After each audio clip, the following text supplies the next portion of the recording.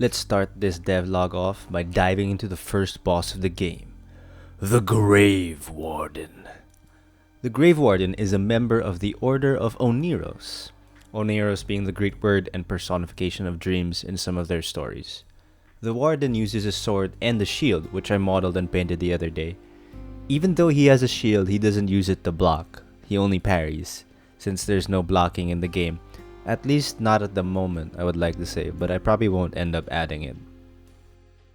I went for a red and blue theme for his palette because I thought it was cool and specifically heroic. A lot of the enemies in the first area will be knights, lords, heroes, etc. These being most of the types of characters you think of when you hear valor, bravery, chivalry, etc. again. The model and mask of the Warden are relatively simple. I also added a nice shoulder cape, which I learned a lot about how to do from my first game, since it started off with a half cape but ended up into a scarf.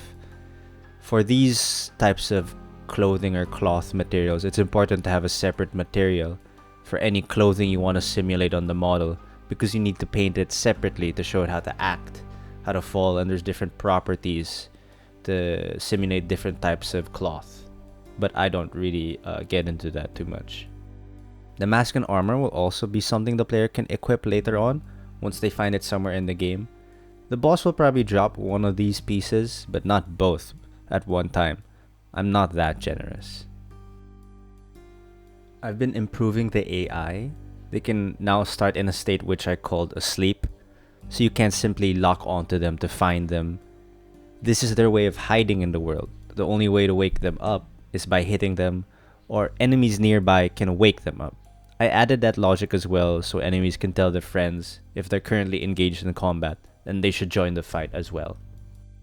I still have to and want to add certain logic that will make other enemies an even greater challenge to fight. As of the moment, the Warden can dodge and parry, but it does so randomly and infrequently. As the first boss of the game, I didn't want him to be too intimidating anyway. At certain ranges, the Warden will throw a projectile from his shield, which currently is a boring looking capsule. It's a work in progress. At close range, the Warden will use their sword and shield to attack the player. The Warden isn't slow by any means, and will give the big sword users a difficult time. But with a proper parrying and dodging, the Warden is an easy opponent. Here's a look at how I use montages to drive combat. So on the animation itself, I attach these flags or tags that are known as animation notifications, or anim notifies for short. I can place them exactly where I want. Here, for example, is when I want the attack trace to start, and here is where it ends. Let me show that to you visually. If I turn on the debug feature on my capsule trace, you can see exactly where it starts and stops. This is the debug for one frame of the trace. And here it is when I try to show it for every frame or moment of the trace. The capsule is tracking any overlapping entities or pawns, enemies, players, all of that. And then it does damage to it. The event fires and it checks several things, such as if the thing being attacked is parrying or dodging.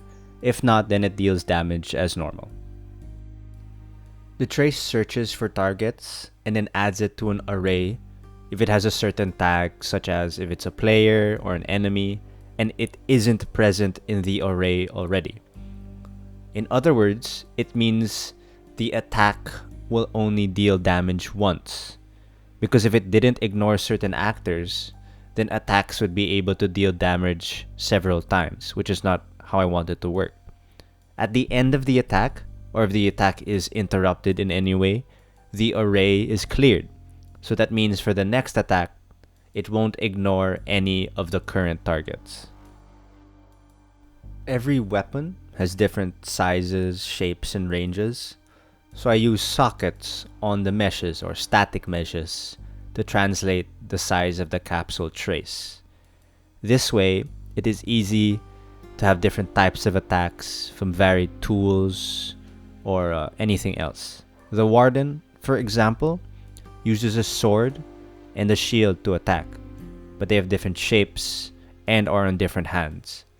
On the construction script of the blueprint, which is called when the actor is built or made, I tell it where its specific attack locations are. Then, on the attack montages, the animation, before the attack trace occurs, I tell it if it's a sword attack or a shield attack. Once the attack is finished, the entity will enter the idle state, resetting a lot of values such as attack values. Like I said earlier, it'll clear the array of actors to ignore. But on the other hand, the player is able to queue actions. This means that in the middle of doing one thing, such as attacking, they can already set their next action from one attack to another, or from an attack to a dodge. I like this method because players will have to think about certain actions they are committing to, because most actions cannot be interrupted unless they are hit. I recently added logic, so there would be different types of attacks if the player queued an attack while dodging or sprinting. It currently looks like this, so it's checking if it's dodging, if it's sprinting, if they were attacking, or what attack combo or number they were on. It might not be the best way to do it, but it works fine so far without any issues. Let's end this with a quick fight with the Warden. It looks a bit empty and sounds a bit empty, so right now I'm just gonna fill in the sound with my mouth.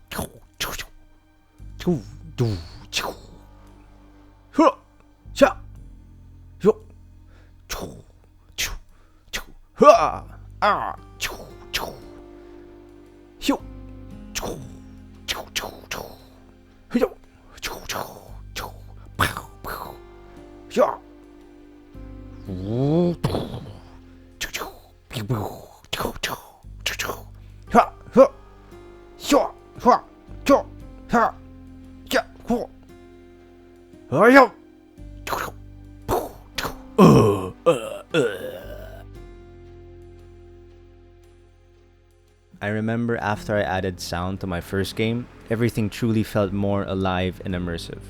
Adding sound effects and VFX is definitely on my to-do list. Thank you for watching this third episode. Peace out.